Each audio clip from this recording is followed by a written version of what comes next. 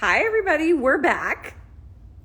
We are going on live on my page. Oh, shoot. My other live had a. Hi, Esther. My other live had a title. But this one, because I restarted, doesn't have one. Oh, well. Okay, so Esther. Yes, perfect. Esther is coming on. I'm so excited. Hi, everybody. Okay, I hope it works. Do I hear you? Are you here? I love you. This is so our type. Like, hi, I'm waiting for Blimi, and I'm like, I'm on time. I literally hung up a call like 11:59. It's like parents don't communicate. Seriously, okay. I'm so happy that you're here, though. Hi. Hi. Okay. So I know I heard you didn't put a title on. I think you could put it on Last after. time I did, but I closed it, so now it doesn't have. I don't know if I can put on one now. I don't know how to do these things, Esther. Blimi, you I'm know new. what? This is what happens when you restart things in life. It's like you give it a shot. It's all perfect. It's like you set the table, and then the people are like, Stitch, like, let's just meet out in the car. And you're like, okay, whatever. It's the quality. So here we are. At least it's the two of us. Exactly. Yeah. Um, yeah. Okay, perfect. So basically, Esther, I mean, I'm assuming people over here know who you are, but do you just want to introduce yourself? My name is Esther. I look at Blimi's content on her page, and I wish I could morph myself into a human being who can just digest that and apply all of those skills magically overnight. Haven't yet found that, but still working at it. Because sometimes I read stuff and I'm just like, ugh, or like, wow, Blimi wouldn't. Somebody said you could pin a comment about the subject. Okay.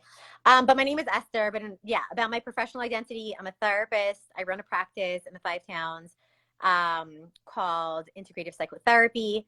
I'm just a fellow human that really realized that in order to do this thing called life well, I have to do some internal work and growth. And in terms of parenting, one of the biggest pieces that I have been learning and continue to learn on this parenting journey is like just how much of it is about, our nervous systems and our internal systems. And so I'm grateful to be here, believe me, because so much of the content that you put out is like the meat and bones of parenting and of who we are. And you really blend a lot of like the clinical internal processes that we speak about. So that's my intro. Yeah, thank you so much, Esther. And I really want to build on that and sort of say that, first of all, I don't do all the things that I post about. My daughter we had a conversation the other day and she's like, Mommy, you don't even do all the things all the time that you post about. And I was like, absolutely. And I was like, maybe I should tell that to my audience, meaning like this is ideal that I strive towards and I'm constantly growing. But of course, none of us are like that. The whole point is to understand them and to grow in that direction. But none of us are doing that perfectly or even doing it nearly perfectly or all of it all of the time. Yeah. Yeah. And also what you said, and this is what this live is about, is that I realize, and I think a lot of people who are here know this already, that really so much of it goes back to internal work. So much of it goes back to like, it's great to have all this information and sometimes that's really helpful and useful. But at the end of the day, sometimes it can be so hard to integrate because we need to do it's internal the work. It's not really about like knowing like tools and tips and ideas. It's about internally really shifting certain things, like you said, with our nervous system. And so that's really what I want to talk about. I love that you say that because, right, the times that I read your Yes, it will be content, saved. Sorry. yes, it will be saved, my dear darlings. You know why? Because I also want to listen to it after. Like, because one part of my, sometimes I'm like struggling, and a friend will be like, okay, hon, just a second. And then pull up a video that I posted or a blog that I wrote, and they're like, I found this wisdom from someone. I think she knows what she's talking about. Can you read it? And I'm like, ugh. And then I read it, and I'm like, wow, I need this information right now. Um, but it's going to be saved. Believe me, at the end, I actually am hoping that you could download it onto your phone and send me a link so I could post it. I hope I'm going to try whatever I can. I'm not great with technology, but when I'm done, I'm going to look at all my options and I'm going to try Yeah, if them. you have like the option of like all of your lives are saved in your archive, then you go to the archive and you press the download button. I'm really evolved in technology. This is the only area. That's awesome. Okay, fine. So afterwards, I'll do that. I'll check if it's there. It should be because I do have the archive option. Okay, fine. Then I'll Okay. teach you how to do it. But Okay. regardless, let's have this conversation. So essentially, right, like when you put a post out there, when any of us read information about parenting or read a book, there's two pieces. There's like skills about like, how do I do this thing? And then there's like actual implementation. And so I think I actually was following, like there was something that you had posted about, and somebody wrote, like, if I say that to my child, they're just going to walk away or storm off or like, right, like, and you, or like flare their nostrils. And I think you said something about you do need to be sensitive to understanding your child and your relationship and their nervous system. So like, I think for my own self, you even saying that, and I think even for all of ourselves, like I could learn a beautiful concept, or we could say something that could sound so poetic between each other. And it becomes, when it comes to our children or when it comes to real-time relationships, honestly, or even with ourselves, it's so far, and some things are actually out of reach and are not even meant to be reached for. Right? Like if your kid comes home and is storming and is like, I hate my life, or I have no friends, and then you're just like, you know, honey, it would be nice if you expressed your feelings in a different way. Like, what are you talking about? Like, you're out to lunch. This child is like in a lot of pain, is angry, is feeling uncomfortable in their body. Like, hold on, just make space. And then for the parent in that moment, it's like, what's it like for you that your child is struggling? Because it freaking sucks when our children suffer. And I think in this thing called parenting, there's a lot of uncomfortable feelings that no one taught us that we need to be with, because we don't like being with big feelings to ourselves, right? Why do we scroll on our phone? Why do we reach out? Why do we like send messages? Why do we, like there's something about discomfort that is so skin crawling for us as human beings, right? And when it comes to our kids, and then I'm happy for you to hop on and we'll talk about the internal work, but it's almost like, how do we relate to this experience of like this identity of being a parent? How do you relate to the experience of your child who is a completely separate being than who you are, going through this thing called life in a unique way that they are? Some of it related to you, some of it related to their own entire process. Yeah, exactly. And I love what you said about like, it brings up so much uncomfortable feelings for us as parents, like so much. And it's really is about, what's happening for you as a parent. Like, it's great. You can hear that, like, oh, in that moment, you should just hold space for your child's pain. But if you have a really hard time just sitting with pain or sitting with discomfort, that's going to be very, very, very hard. And so much of it is about our own growth and learning to do these things for ourselves, right? And yeah, and it's about, I love what you said about that, like just the idea of like welcoming the displeasure, welcoming the uncomfortable feelings is something that we really have to lean into and grow into. Yeah, I love what Elisheva said. When we ourselves don't have the tools to hold our own emotions. But Blimi, I don't like welcoming displeasure. Neither do I. Neither do I. Okay. Neither do I. But I'll tell you the truth. Should I tell you the truth? I'm with my No, own we're going to journey talk with that. about the fact that I'm sure we both do, but I'm just like naming the fact that like if I had a choice, I'd be like, bye, I'm going to go get ice cream. Of course, there's something about welcoming it so you're not fighting it because it's coming in anyway. But what were you going to say? Tell me the truth. Oh, I was going to say that I don't like it. And at the same time, the more I've learned to welcome it, the more I actually find those moments so precious in a way that I almost don't want to lose them.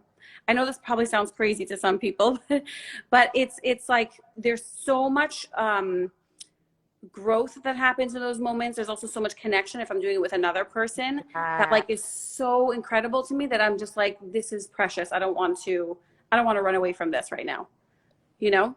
Yes, I love what you're saying. I think the preciousness is there's a level of intimacy there. Yes. If I come to your house and I basically start crying to you and I have no words and all you see is like my tear streaked face, my body is like, leaning over and I'm in so much pain. And you just want to connect with me as a friend. And you're just like, come here, Esther. Like, I just want to give you a hug. And I'm like, believe me, right? But if I had words, but even if I didn't have words, the message would be, if you love me, be with me. Something's happening inside or in my life or something that was going on, that there are tears. And there's something like, there's such raw, real emotion right there that it's like, if you can be with me, our emotional, like the intimacy of the emotional connection there is so rich and so real. Yes, Right? exactly. It almost feels like sacred. It's so powerful and special. Yes. Right. Now, if I was your child, I know I'm an adult. So like maybe a day or two later, I would be like, Blimi, you're such an incredible friend. I just have to say, like, just right, because unconsciously I can feel, this is a big piece from the therapy piece, right? Which we can feel how much people can hold and tolerate. I feel it Yes. second, right? I go into someone's house, go meet up with someone for coffee, hop on a call, and I can tell, do I have to only talk about my shoelaces that just got ripped from my boots, which they did, by the way, and I'm trying to figure out the right laces? Or is it like, can I really tell you when you're asking how I'm doing, right? Do you want to talk Yes. about that for a minute, just about like that space, and you want to? Yeah, no, I really, really believe that you can sense. And are you talking about children too? I think any of us can Yes, sense yes. how much the other person can hold, how much they really have space for, right? Is that what you're saying? That is exactly what I'm saying. And the concept of space, like Blimi, and I actually know Blimi. And when I put that post yesterday and I said I feel lucky, I wasn't joking in terms of marketing. I'm like, oh, that actually sounded smart. And I think some of these people talk about strategies of like, make it personal. And it's like, I can't make it personal if it's not. Happens to be, it is here. But like my relationship with Blimi is that we've had some conversations from a professional standpoint and a personal standpoint. So to me, if I, in terms of the crying, I would trust that if I come to you and my tears are there, it's okay for me to just have tears, right? And I think that one of the big pieces is, and I would feel closer to you than if we sat over coffee and had like our fake smiles and we're like, hey, was your windshield filled with frost this morning like mine was? And I had to wait 2 minutes until like it warmed up and get to school and I had to breathe, right? It was, by the way. I'm like, where's the snow? Um, but I think there's like, you're laughing, but I think that I love what you're saying about like there's discomfort that we don't like. And if we had a choice, we wouldn't invite it. And I think this is like in any relationship with ourselves, with our partners, with our children, with life, with work. It's like there are areas in our life where like there are uncomfortable pockets. And you're talking about like a high madriga, like this high level of like essentially, if you want to do this thing called life and you really want to, you know, be in a real relationship with life, you're going to lean into it. Right? Because it's like you're either escaping or you're leaning in. There's no like, or you're halfway in and out, but there's something about like, and we can sense that from people, right? It's like, are you a leaning into life person or are you a chronically escaping person? Right. Exactly. And I think that it's possible to evolve from one to the other. Like you just said before, like you're the kind of person that I can come and you could be with my tears. Guess what? Around 10 years ago, you would not be able to at all. Like I would not be that kind of person. I was so uncomfortable with somebody else crying in front of me. Like literally, I just wanted to run away or do Mm-hmm. something to make it stop, you know? And so I think that it's possible for us, all of us, to evolve. It doesn't happen in one moment, but it happens slowly, gradually. And I think that every one of us is capable of growth. I love that you're saying that. Thank you for saying that, right? Because people will say, like, what do you mean? Like, what if I'm not one of those people? Or what if I don't have that capacity? So I love that you're saying that. First of all, um, even just being part of this conversation, if you're listening now, or if you follow Blimi's page, or you're part of any kind of like awareness of self, or you have like emotionally aware conversations, or you're attuned to the fact that you want to improve, you know, your feelings of capacity, your bandwidth of capacity to feel different kinds of feelings, like that's a step. You're already becoming, like I always say, I'm like, it's called being part of like the emotionally awake world. Lots of times when we're in survival or we're overwhelmed, there's no judgment on it. It's like we're like frozen. We're like Right. this thing. And I say like sometimes in life we start defrosting, either because something comes up, right? Something wakes us up, or we notice there's a certain issue, or sometimes there's like we're healthy enough and we start like kind of emotionally defrosting. So there's never a judgment on like the chronic running away or people. Like I myself too. Like there have been times in my life where and there's still times now where I'll be like, wow, I'm actually so out of touch, like with myself and even with the people around me. Like I just had that conversation and I imagine that person doesn't feel that warm, fuzzy feeling they usually feel talking to me because I'm not there, right? But there's Right. almost like we all have that. It's never like are you one or the other? Um, Correct. so I love that. I love that. But I guess I'm saying like in terms of like the general, I would imagine anyone having be here is already part of the people that are working on that path or have that awareness. And I love the piece that you're saying about 10 years ago, like life has this thing of like talking to us. And then we have this thing about being able to listen or not listen. And if we're able to listen, it doesn't mean that we're better than the people who can't listen. Mm. Right? Like really, like I am not having this conversation to say like, you're a parent who's done inner work, you're a person who self-neglects, you're a person who chronically runs away, you're a person who, you know, has this kind of personality disorder, you're a person who needs to be medicated for this, you're a person who has like, no, like we're all humble people who've walked into an imperfect world with some kind of journey and some kind of process. And some of us have more resourcefulness, some of us have more mental strength, some of us have access to books at the age of 25, some of us only stumble upon a podcast or hear a conversation at 45. So I just kind of really want to put that out there, so there is like literally no shaming, but if anything, just like a level of like respect and openness in this conversation. But Blimi, the piece of being present with emotions, like same for me, right? Like there is no, it's not like a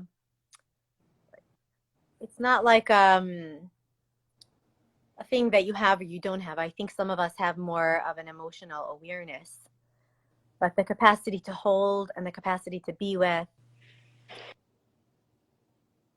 sorry, I think is something that we cultivate with time. And I do also think a lot of it has to do with like how life presents us things and how we respond to it. Correct. Exactly.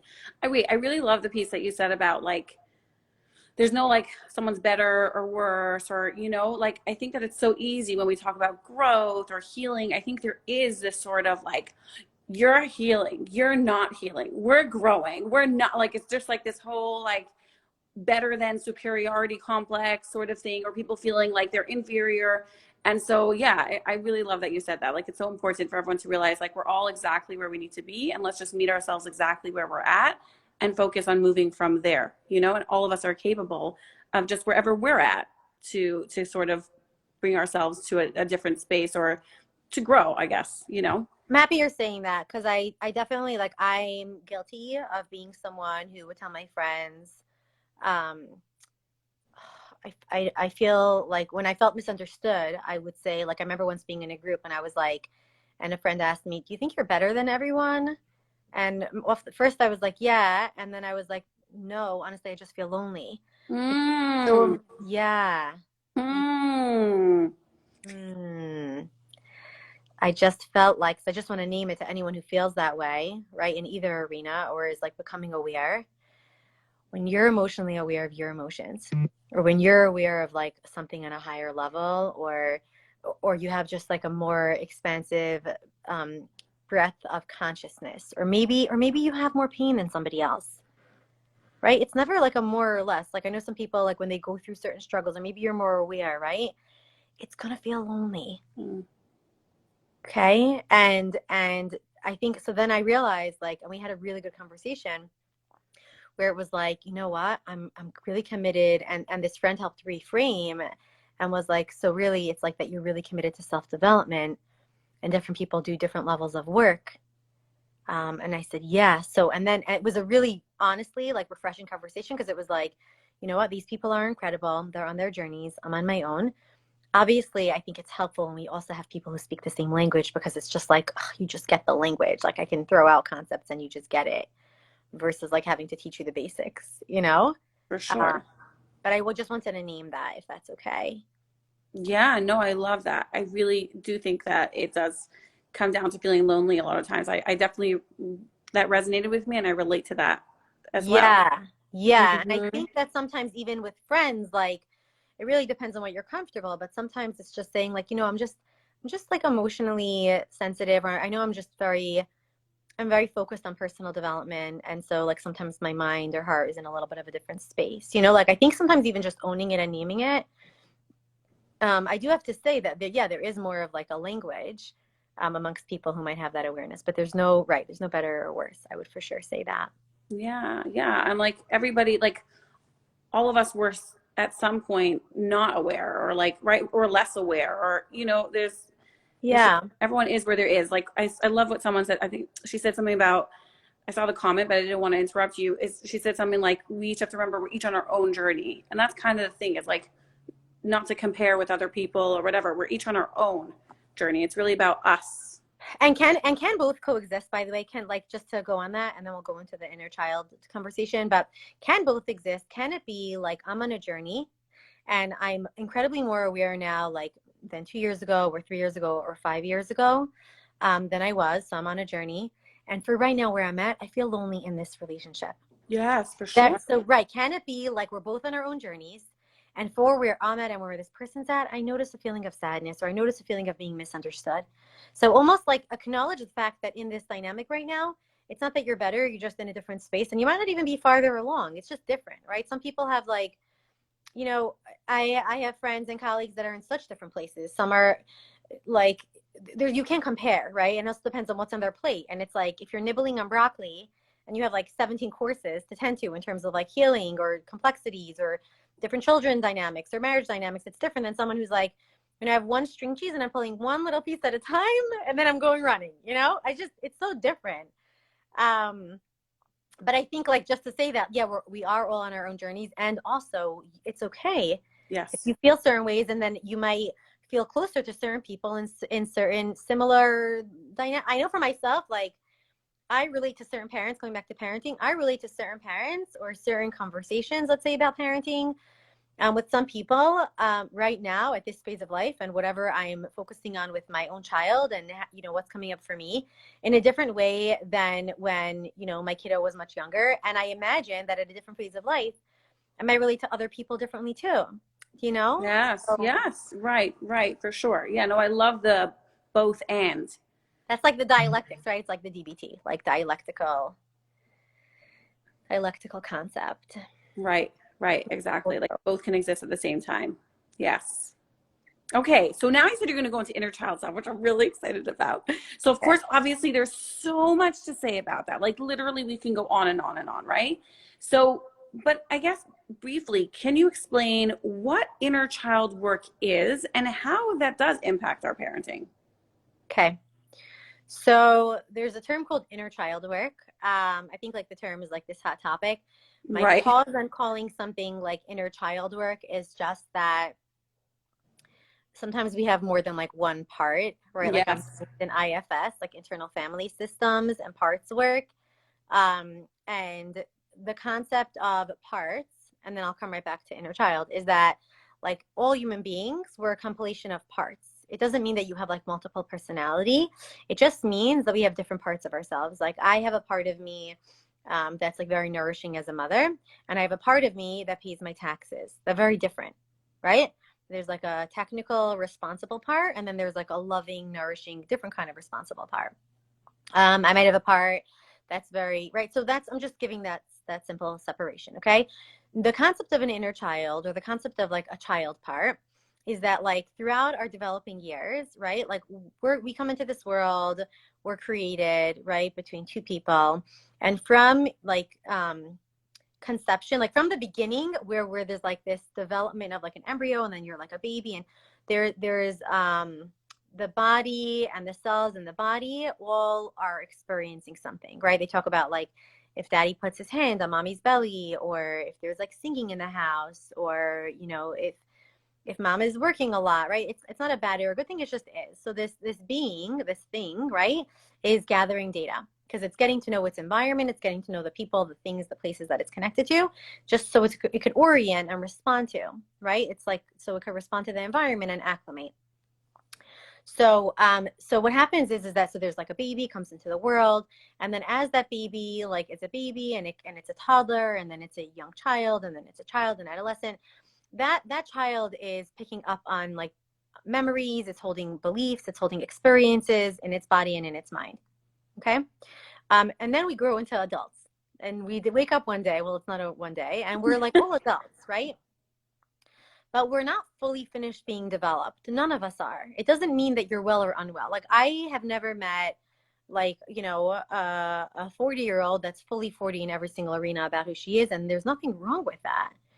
But what I mean is, like, when you meet a person, so I just want to come back to this. So when you meet a person, what your meeting is, right? I'm meeting you, and I'm talking to your adult self, okay? But I also know that you have a child part. We all have child parts, okay? So there's like adult Blimi, and then there's like a sweet, delicious young Blimi, Okay. And it's the same thing with me. Like I have like an adult me, and then there's also like a child part me. Okay. And I know it sounds simplistic because people could say, like, how old's the child? Is it like, 6 months old? Is it like, pre-verbal? Is it 7 years old? So that's where I don't want to go into the specifics, because I think it really depends, like, on your personal experience. I know globally the concept is that, like, there's a younger sense of self where there's like sensitive emotions and experiences, and there could be like a delicious experience. Like, it could be like every Friday night my mother sat like on the couch on a rocking chair, and she would read stories to me and my siblings, and like I just get this warm feeling inside every time Friday comes, and that's really my inner child remembering that warmth, right? Or and so maybe that person was 6 years old at that memory, and maybe this person has like a 10-year-old memory of their father coming in as an alcoholic, storming in and shouting, and her hiding in the closet, right? So those are both child memories, but we talk about it globally as like there's an inner child, and that younger child has these child memories or experiences. Okay. But we also could talk about an inner child as just like a more emotional, sensitive part. So, right. So it could be like, let's say, am I making sense so far? Or To me, you definitely are, but I guess you can get that feedback from from everybody here. it usually just means like a more sensitive part of self that's like younger, so it's not as like professional or sophisticated in the way that adults are, right? Adults are usually more sophisticated. Now, I have to say something. Sometimes you'll see adults that act like children, or they're incredibly immature, or they don't know how to regulate their emotions, or you feel like they act out like they're having like a tantrum.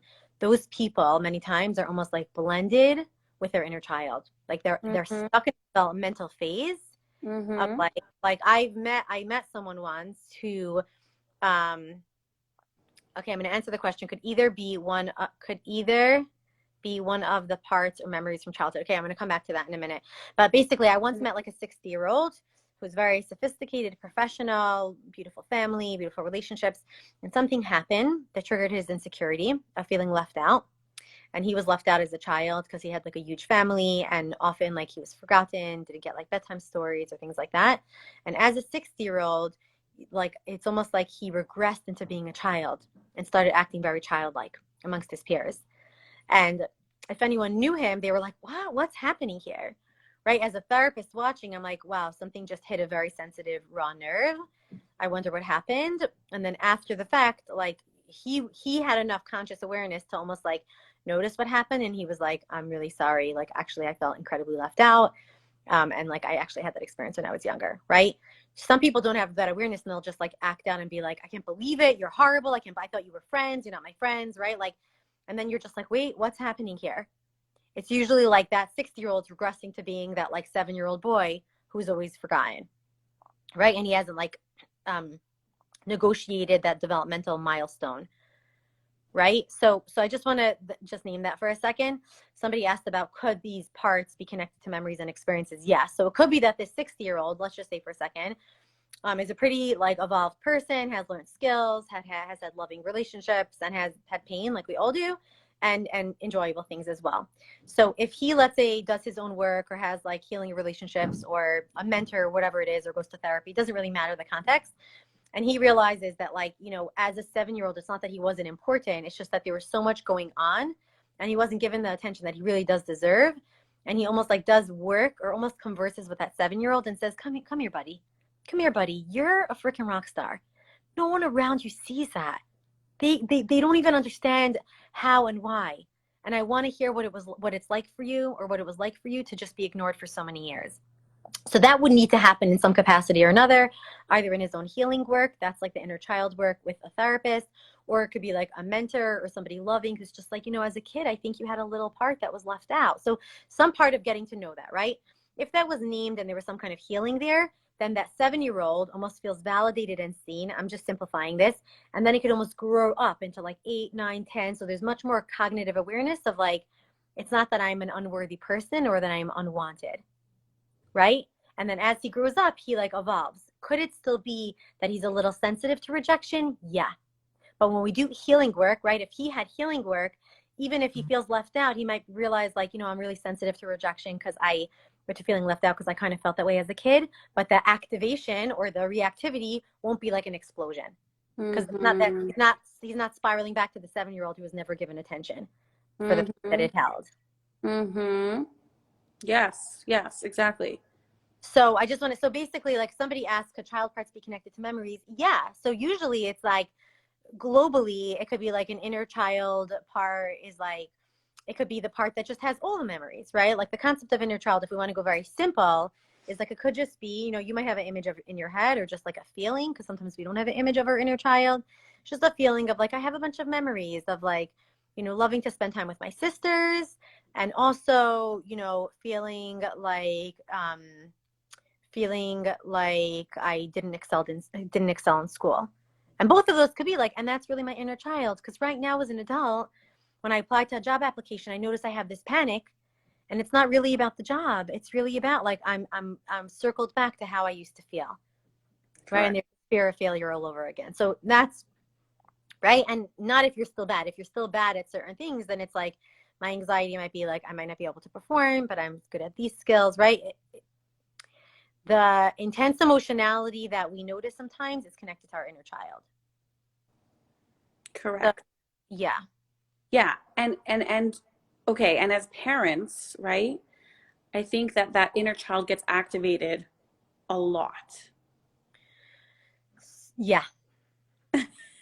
So here's the thing, like we're walking around with our inner child. So some of the questions that people asked, they were like I'll just name one or like two, and then I'll talk about it more globally. But one person said that, they feel triggered around their children or around children, even if it's not their own children.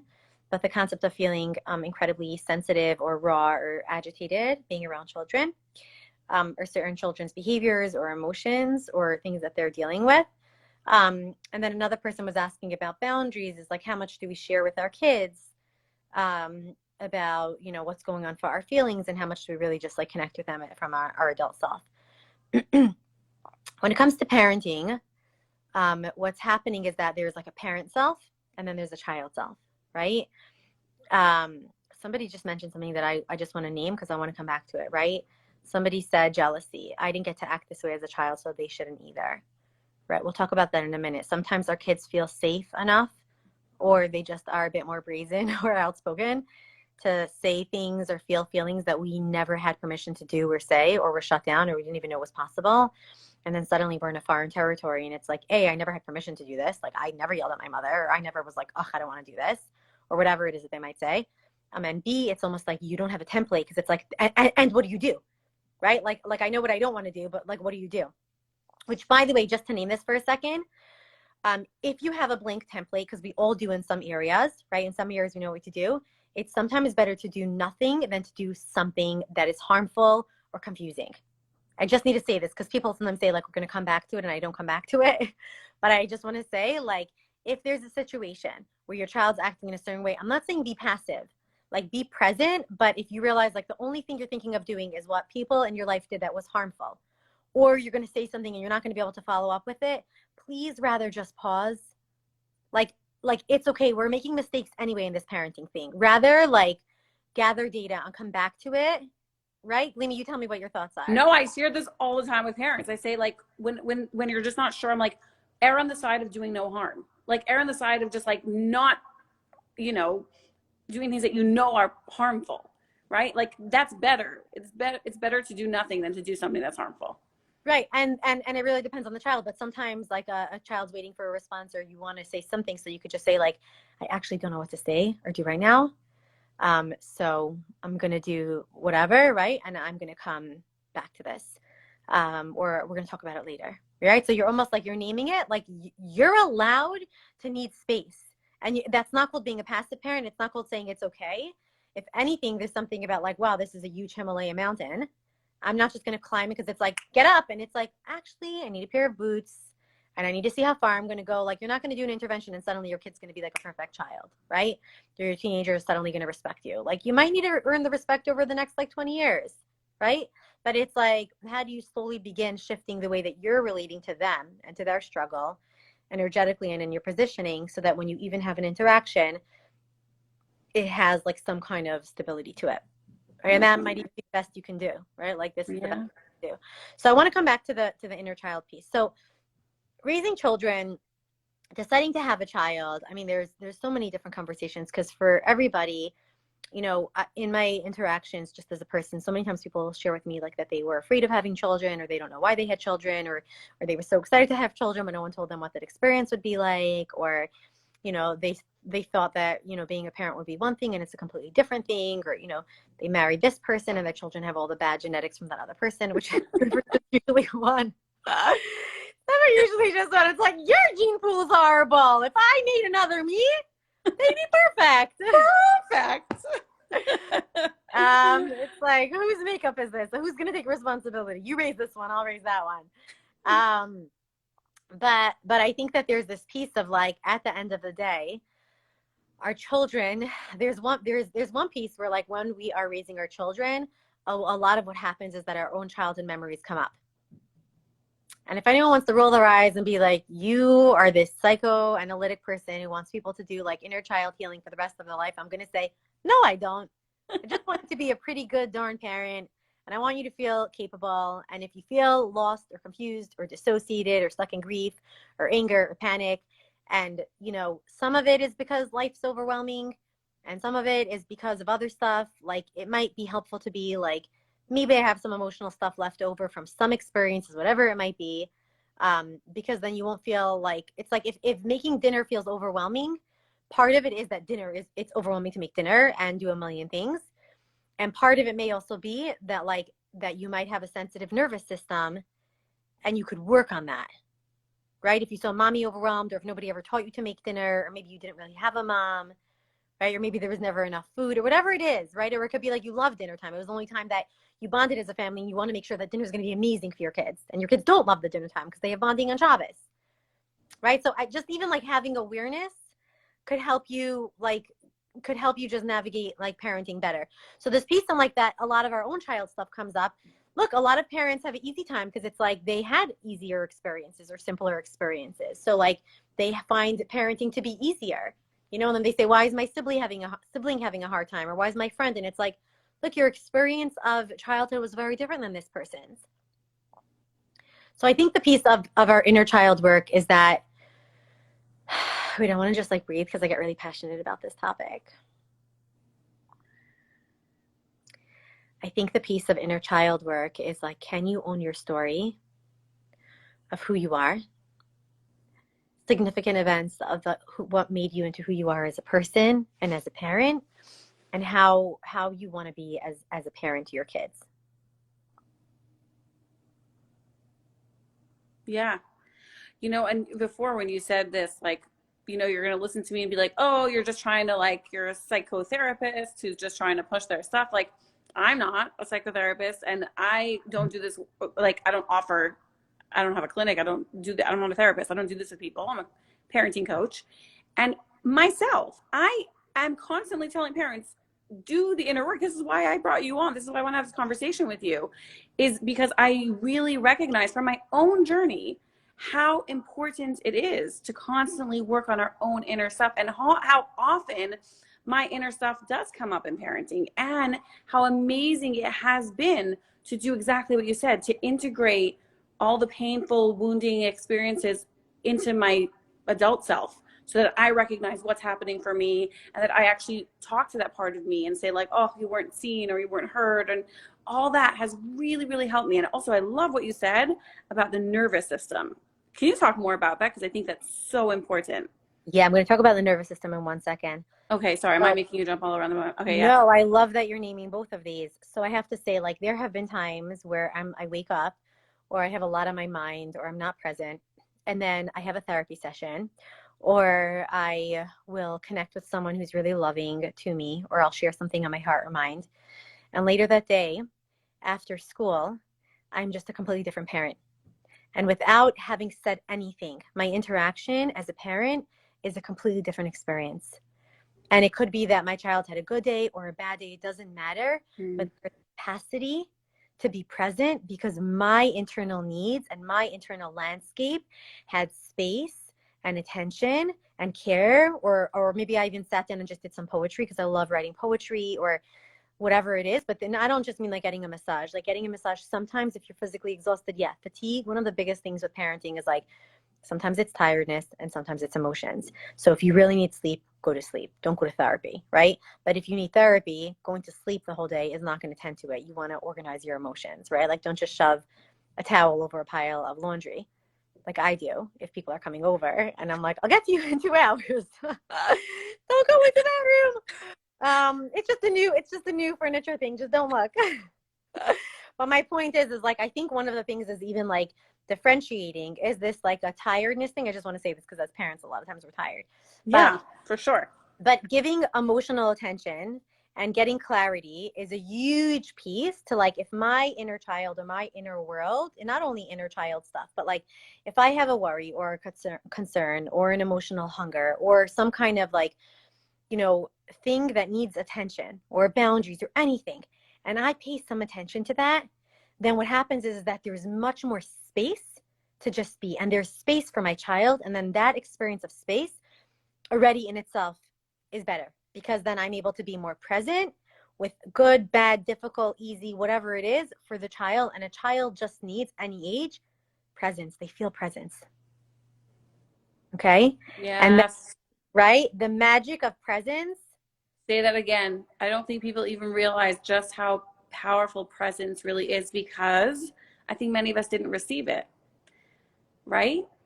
And I think that I that's, want you to stay. I want you to stay with that, right? Like if many of us didn't receive the experience of presence, and presence is, I am here, and because I am here, there is a space around me. And when I am with you, I am sharing that space with you, and you are welcome, and I'm curious, and I'm just here, right? yeah. Yeah. Just here. Yeah. And then I believe, if, and tell me if this is true, that if in therapy, then you finally get that presence, now you have that experience and you know what it feels like. And so then you can offer it to somebody else. Besides for the fact that that also then, like you said, you have more space within yourself. Yeah, the thing about therapy, it's so interesting. I remember like in the beginning when I became a therapist and I had a therapist, I always talk about this person because I think she was my first therapist that I saw as I was becoming a therapist. So it taught me a lot of like the kind of, and I'm grateful because it was a really good experience. I remember telling a friend, I was like, I feel so emotionally satiated. Like Mm, it was like I came in here and you filled me up. Like, and it was like an energy. Some of it maybe was skills, I don't know. I was like, but I really like this heart-centered piece of just like, it was just such a fulfilling, enriching experience. Of course, we tend into whatever was on my mind, but it was this like nourishing experience. yes. And when I had that, it was so interesting because sometimes it was like people would say like, oh, you just go for a run, you have the shine to your face, right? Or even like much later on in life, even now, like when I do my own work or if I'm noticing stuff or living with more integrity, and people might say like, you have a glow. And I'm like, you want to know the secret? It's inner work. Because when we are internally, working through stuff, and it doesn't have to be just joy stuff. It's not just like, oh, I'm sitting with a positive emotion of like sitting on the rocking chair. It's like, owning our stories and knowing who we are and being at peace with it, like then we emanate a certain sense of peace and space. Yes. Oh, I love this. Exactly. Yes. And Yes. then exactly, and then you talk about the presence is like in therapy, a lot of times what we work on, right, with clients and for anyone in therapy is like if you have a difficult time being present with your child or children or with anyone, right, just the concept of presence, that's something you could work on in therapy because you asked about the nervous system thing, okay? Mm-hmm. So what happens for people who have a hard time being present is that when I want to just say one last thing about what you said. I was talking to a friend a couple of days ago about something that was concerning me, and she was like listening to me, and she said, I wish I could say something, or I wish I could do something to make you feel better. And I was like, darling, you're you're in this place right here right now. Oh, one of my sisters was out of town and I really wanted her to be with me, and I said, I really just want her here. And she's like, "Ugh, I wish that I could do that." And I said, no, you're doing exactly what I would want from my sister. she's not there, but that emotional experience of you're just listening to me and I'm telling you how sad I am and how she like gets it. And I feel like she would just be there with me 100%. Like, you're giving that to me here. Like, this is what I don't need you to give me anything else. Just the listening to me and the being with me and this like feeling of like missing her and wanting to talk to her about something, like, you are filling me up. And she was like, really? And I said, yes, really. You know, I don't need to go to a candy store. I'm in a grocery store. Like, I have everything I need right here. Mm. But back to the nervous system piece and about presence is that the nervous system is basically like, we're made up of like bones. We have a skeletal system. We have wires in our brains, right? We have like, well, not wires. You're basically, yeah, we have like a body book at home. You're reminding me of it now. And I'm like, yeah, envisioning it. Yeah. Well, the nervous system is that we have nerves running throughout our entire body. Okay. Right. So, right, like if you see, maybe I'll post a picture later, but it's like basically like we have nerve endings in every part of our body, right? Some more sensitive, some less sensitive. Everything is communicating with each other, right? The emotional system, the cognitive processing system. So our nervous systems are essentially like, if you want to live a regulated life or if you're struggling to be present, usually it means that, you know, something is weighing on you or something is pulling at you consciously or unconsciously. And your nervous system, which is like the way that you're feeling either calm or agitated and activated. Like I talk about the window of tolerance, like you're either feeling, right? If you're not feeling calm, here is like the window, just basic education. The window of tolerance is where you could think thoughts and feel feelings at the same time. This is the window. We want to hang out in the window of tolerance. My kid comes home with a big feeling or just shares something with me. It triggers me, it reminds me of like me feeling left out, my kid was left out, or I hate that my kid is left out. I feel hopeless. I feel helpless. I don't know how to help them solve this problem. But I could think and feel, I could feel that sadness and I could think about my child and I'm still operating. This is the window of tolerance. Okay.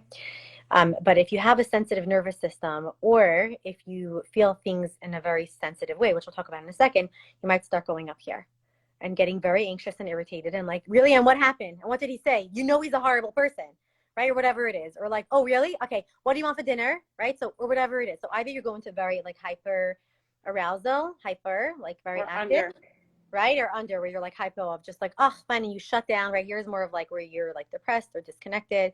Dissociated. So dissociated, right? Here's anxious and here's dissociated. So just very simply what happens is that when our nervous system, when our bodies feel like something is too much, then we're not as present because our body is just focusing all of its energy to just be, right? Or it goes to a coping skill, right? Either talking too much or getting anxious or shutting down or, you know, ignoring what your kid is saying or listening, but you're kind of checked out and the kid feels like, you know, your eyes are empty because they really are.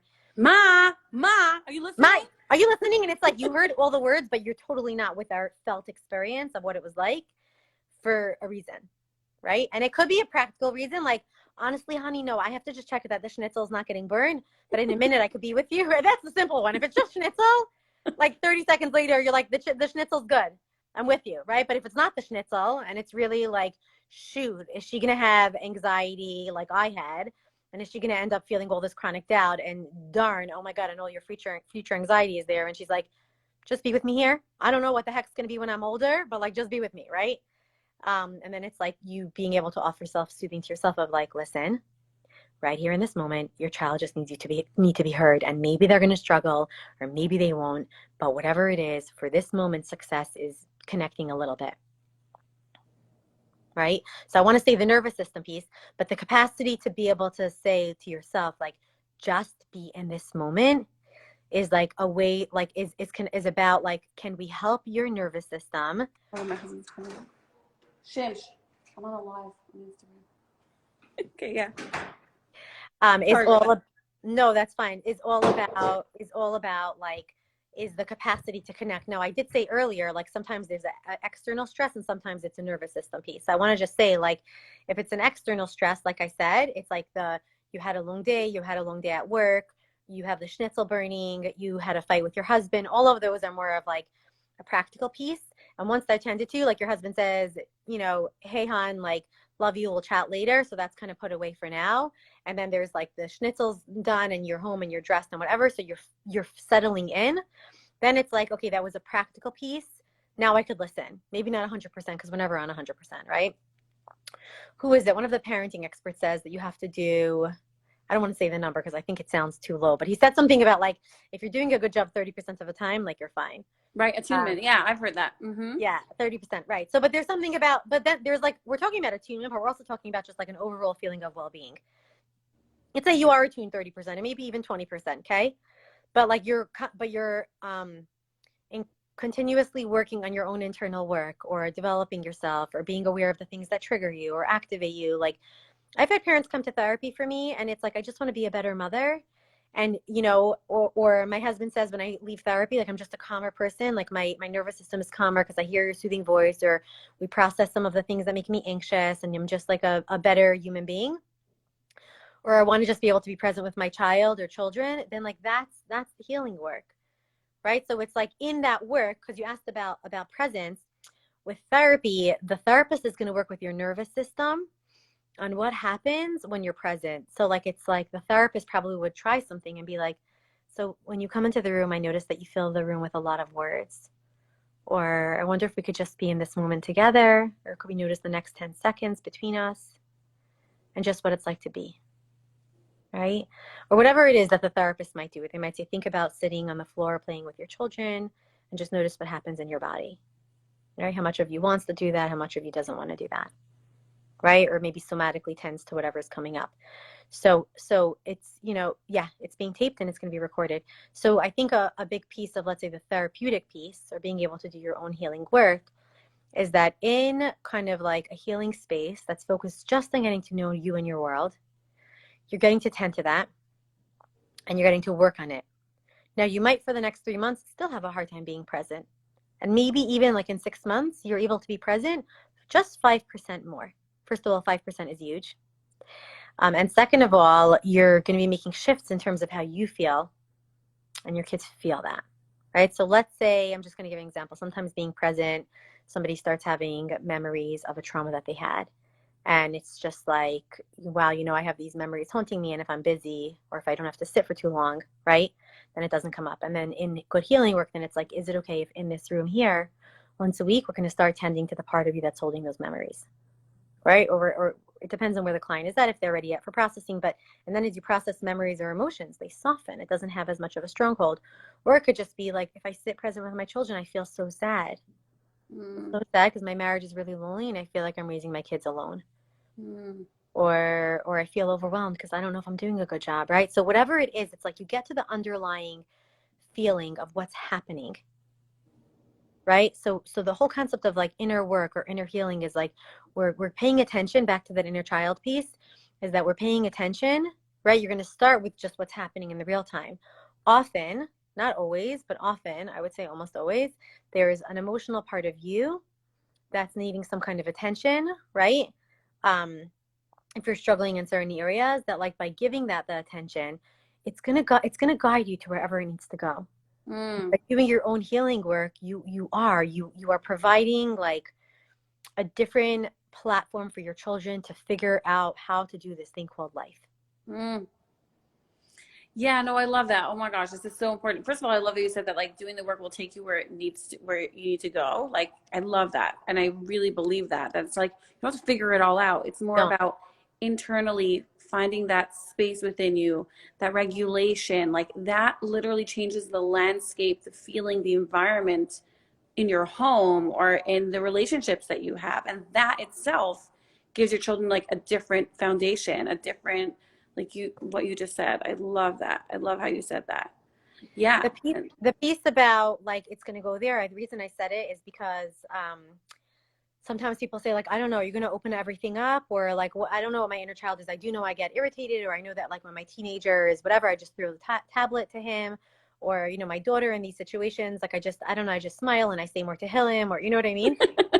No, but really, so then it's just like, with a skillful therapist or whoever you're working with, they're not going to come in and give you an opinion. They're going to start getting curious.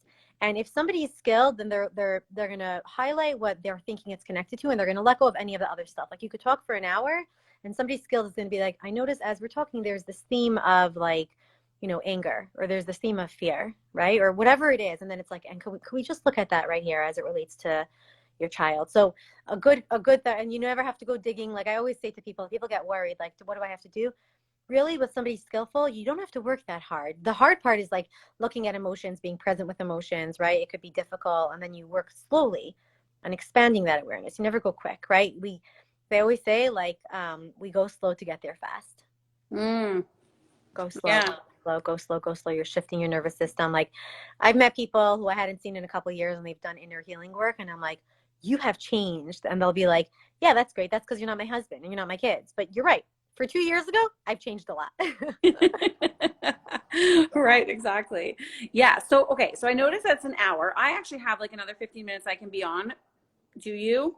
Yeah, I do. We're not going to get kicked off. No, Instagram Okay. stopped doing that. They let us stay on for longer. So, Yeah. yeah, but the thing is that I know someone asked a question. I don't know if you want to answer them or if you want to share a little bit more. I think that you really explained so well how inner work really impacts your parenting. Of course, there's so much more to say. And also, I love what you said about like what people can expect from therapy. Like you don't have to go digging. You don't have to necessarily share a bunch of things. It's more about change, sitting with those emotions or learning, like regulating the nervous system kind of thing. Yes? Also, developing, and then I'll hear the question. There's also something about developing a different relationship to emotions. Mm. So, for example, like I always joke this way with my kid, like as a kid, and I think I wrote this on a blog post about grief. Like people called me Dimples because I was always like a happy kid. One of my siblings, I love her very dearly, but she was always like, like we were very different personality wise. I used to call her a lion. She's an incredible human being today, but we laugh. And my son, he's very expressive and big emotions. And I told him once, I was like, sweetie, I'm like, I don't even know how the conversation came up. I think my sister was here and she was like, I get you. Like sometimes I just would want to growl, like, and I'm like, and I don't. I was always like that. Hi everyone, you want to be happy, right? And for me, my healing was about learning to be angry and learning to be like, I don't want to be smiling right now, and I'm gonna cover my dimples because I don't want to have them right now. You know, I don't want it. You're right. Like we have our own burdens or responsibilities or the ways that we learn to navigate, but my point is that I also had to shift my relationship to what does anger mean? Anger is a powerful, amazing. I think there's something from Grey's Anatomy I posted where Joe goes to rehab. Joe was like a doctor, and she was adopted, and she went to visit her mother who gave her up for adoption, and her mother didn't want to meet her, and she ended up like taking lots of alcohol, and she ended up in rehab. And her therapist, they're doing EMDR. She's remembering that moment where she reached for her mother and her mother turned away. And so there's this feeling of neglect and real rejection. And then they're doing EMDR, processing it, doing the emotions. And one day she comes in for a therapy session and she's like, enough of EMDR, enough of this. And she basically, like, the therapist starts smiling and she's like, oh my goodness, it's been 22 days at this rehab and you finally had a breakthrough. She's like, what breakthrough? She's like, the fact that you're finally able to ask for what you need. And she was like, what, that I'm angry? And I think she had also been sexually abused. She's like, I'm angry and I'm no different than George. I think it was her abuser. And she's like, no, you're different than George because you're learning how to access anger. And the therapist took these like little balls and was throwing them against the wall. And she's like, is it okay for us to throw bleep at the wall just because we have big feelings? And she's like, yeah. So she's like, come throw with me. And they were just throwing these like, weighted balls against the wall. And she's like, I'm so angry. I'm so angry at my mother. She didn't even look at me. And she said, the difference between you and George is that you can feel angry and you're not hurting anyone, So she had to, Joe was drinking alcohol. And this is a lot of what happens. Like we go to these, like, neglecting ourselves or trying to numb ourselves by shutting down or using substances to numb because we never really got to express because we're afraid of expressing. She was afraid of ever being angry at her mother because she thought it would make her into her abuser who was like a rageaholic. So I'm just sharing this image. So in that moment and in her work, it was like, I can feel anger and I'm not a bad person. And anger could be a powerful, healthy experience if I'm just expressing it and not hurting anyone. And then her need to drink alcohol softened over time because she wasn't like shoving the emotions in. She was letting them out in a safe way. So I just wanted to add that other piece is that I know from my own experience, I know with clients, I know with inner healing work is like also shifting our relationship to some of the emotional experiences is one of the pieces as well, because our children are going to feel a whole array of emotions. And yeah, our capacity to be with them or get to know the emotions is a huge deal. Yes, it is. It's everything, almost everything.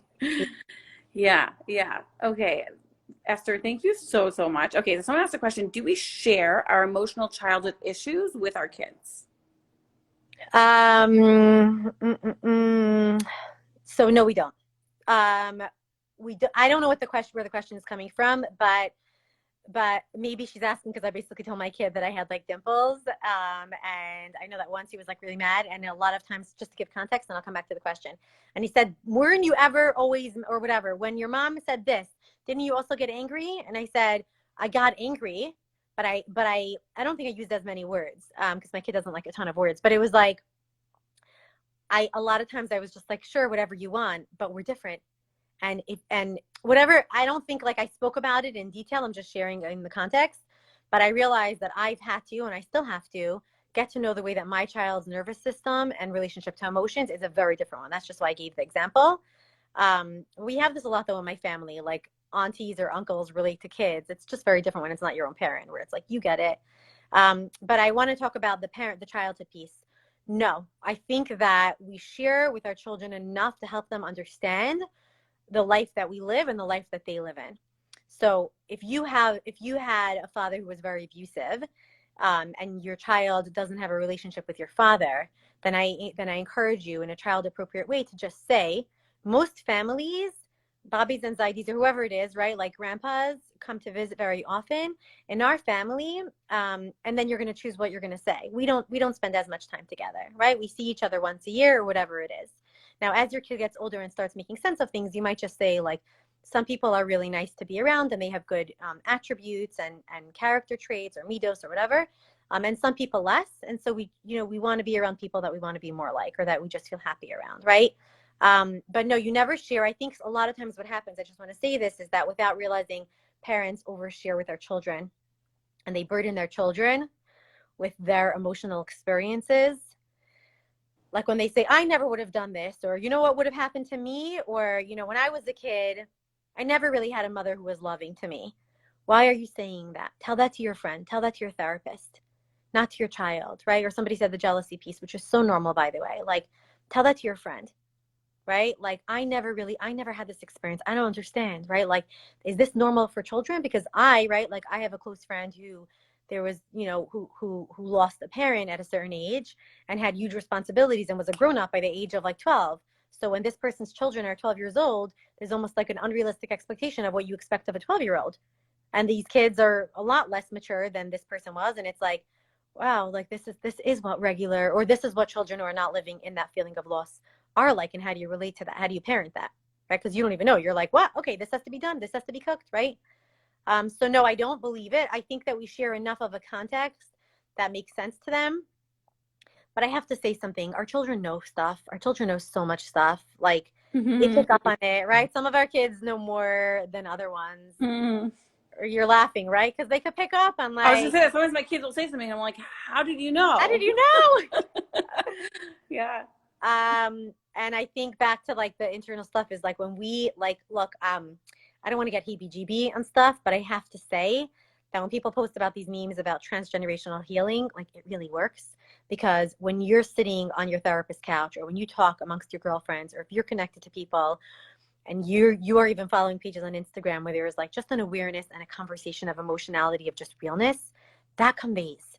You're like letting go of burdens. Like I always say, I'm like, my once a week therapy session, or the times that I've done certain healing work, like I'm lifting burdens from perpetuating certain unconscious patterns, right? If there's a feeling of like people doubting and you're just like, you're not a doubter, like you've really learned to trust yourself, your kid's going to borrow that from you.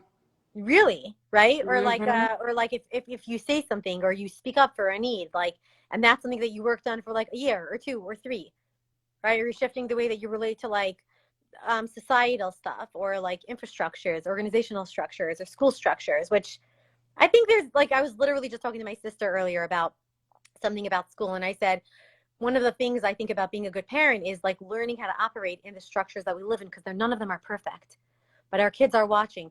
Do I just do I not go to school because there's some politics in some schools, or is it like I learn to navigate wisely in a situation, right? So we're always teaching, we're always navigating for ourselves. I don't know if that makes sense. I just went on a rant. Yeah. Yeah. No, it totally makes sense. And I think a few people were like, yeah, I really like this. Yeah.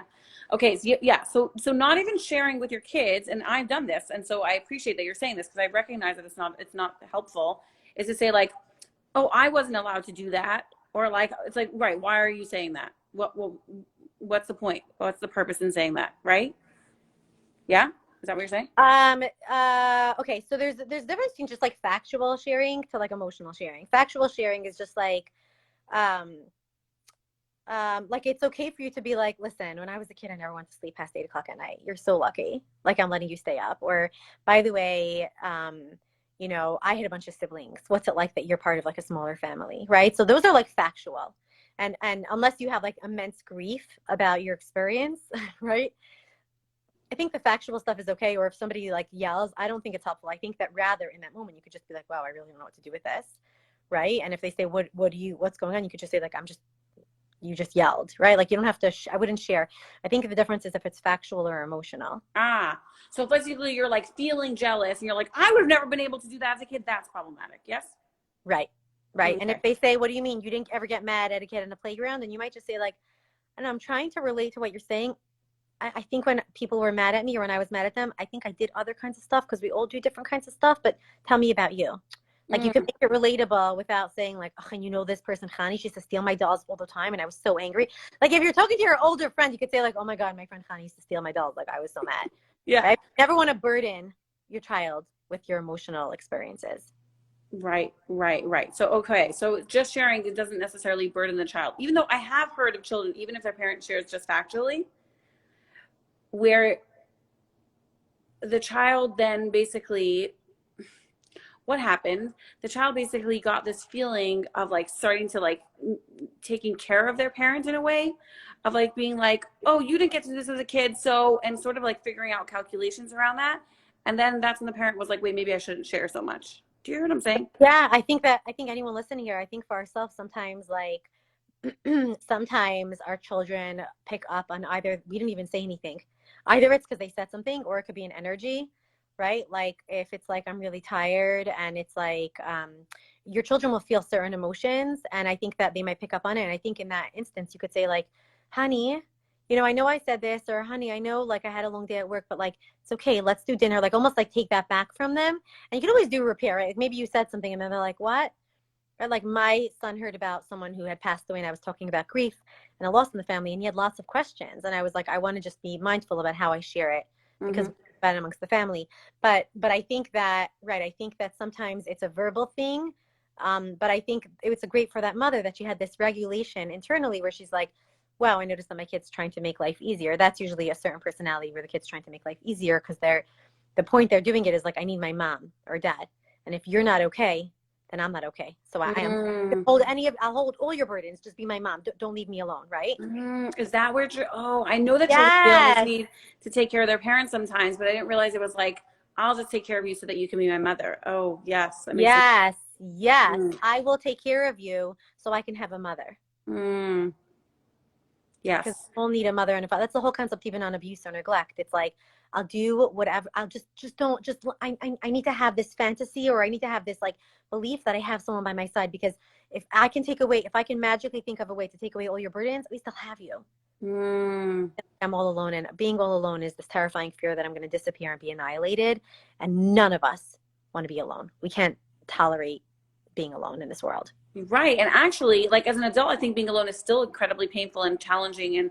But I think as a child, it literally is death, right? There's two different. It is death, and it's emotional death. I mean, look at like when they talk about the orphanages. There's Right. Where they didn't touch the children, they actually died. died exactly. So I think that there's this piece of and what's her name, Lori Gottlieb writes about this. She has a chapter on like skin hunger. She wrote about a client who was like living alone and used to go like to these to this like massage like to this place where she got like a foot massage once a week. And she said like honestly it was like skin hunger and just getting like a massage, like just getting physical touch is a big deal. Like I'm a big believer of like one of my siblings loves, she's like just I love when you're just like, hey, how are you? And I'm like, you know what? Great. Like that's a form of soothing. But wait, you were saying something about I lost my thought. Where were we before this? I also did because somebody asked a question here, but we were saying about Oh, right. Connection. So as an adult, a lot of times people say, I feel so lonely. And a lot of times what I say is this adult loneliness or is this a child loneliness? Because, and a lot of times it's a combination of both. And we have to tend to both. We can't just be like, oh, you should be alone and be okay. But being alone, being physically and emotionally alone as an adult is incredibly painful, yes. but it's survivable. right? It's Correct. survivable. I could be resourceful. I could go to a coffee shop and be around physical beings, right? I could get myself like a 10-minute foot massage. Right. I could, right? Or I have the capacity to be resourceful to develop relationships or to connect, even if it's not a deep connection. Children who are alone, there's this terrifying fear that's usually like either I'm going to disappear, I'm going to die, right? Right. So a lot of times with loneliness, what we need to look at, there's an existential loneliness that at the end of the day, we're all alone. Okay. And then there's with that discomfort, but at the end of the day, that's part of our life. But I love that you said that. So there's a huge difference between if you're lonely, is this an adult loneliness? Like a lot of times in marriages, right? Here people will say, I'm really lonely. And sometimes it's like, is it a loneliness that's your child part that needed a mommy or a daddy to hug you and hold you or protect you? Or is this an adult loneliness where like your husband can actually love on you in that way? Because it's very, when we bring our child parts, that's a whole different conversation. Right. So a love relationship, right? Like your partner can't be your mom or your dad. Parents. They can be an adult partner. So a lot of times when there's two inner children, it's like, what? Well, of course, everything is all like my inner child and your inner child. But yeah. Yeah. Okay. I see it's 1:15. So we kind of have to go, even though I have people ask such good questions. Someone asked how to undo the kid taking on your stuff so you can be the mom. Like, how do you undo that? Do you want to quickly answer that and then we'll go? Honestly, like, do your own work. Like, I know this sounds funny, but to me, like, you know how, like, let's say somebody has, like, needs to go to PT and they have, like, a weak right leg and, like, they can't do groceries. They have to call a million people. Their kids are all schlepping the boxes. And it's like, oh, my God, my kids are burdened. Just go to PT once a week, go to PT once a week, go to PT once a week, and your muscle's going to get stronger and you're going to get back to it. So I literally feel like having a place where you have to be in therapy, maybe you are already, but having a place where you're really aware of your stuff and you're unconsciously starting to take back, your kid's going to feel like they can kind of let it go. So a lot of times do the underlying work and it's going to shift. Yes, I love that. And then is there ever room for a conversation, like maybe when they're older, about like, I know when you're younger, you felt just like to sort of acknowledge it, or that's not necessary? Yeah, I do. I think it also depends on the child. Sometimes you feel like they're in a pattern. You could just say like, honey, I know that you did this when mommy was sick, or whatever it is, or mommy wasn't feeling well. I want to let you know that I'm going to be doing it. If you want to help or we could do it together, that's fine. But like, I got it covered. Yeah, I do believe like when people go through postpartum or when there's something that happens that becomes public, that was a secret in families, and I don't want to give examples.